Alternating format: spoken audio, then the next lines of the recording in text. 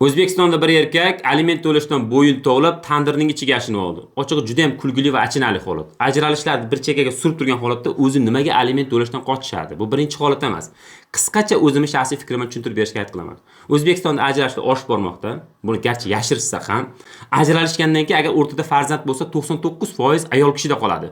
Va chetdan ozgina farq qiladi bizda, ya'ni ayolda qoladi. Ayolda qolgandan keyin o'zlaring bilasizlar, ayol kishi farzand bor, o'zini va bolani ham boqish kerak va O'zbekistonda ayollarga ish kam baribir. Shu vaqtda qonunchilikda ajralishgan bo'lsa-da, mana bu yosh bolani u otasi hisoblanadi hali. Va 18 yoshgacha ta'minlanishi belgilangan. Lekin bu yerda bitta muammo borki, ajralishgandan keyin erkak kishi mas'uliyatni shuni ayol kishiga yuklab qo'yadi. Ya'ni xuddi bir matoqdek ko'radi farzandni. Ya'ni men ajralishdim, bola unda qoldimi, demak uniki, uni mulki.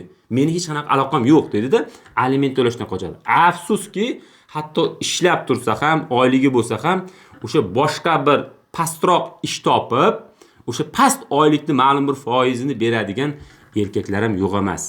Endi bu haqda juda uzoq to'xtalsa bo'ladi, balki Jamiyatshunos YouTube kanalida bitta alohida video qilarman, lekin hozircha fikrlarim shu. Sizlarning fikrlaringizni yozib qoldiringlar.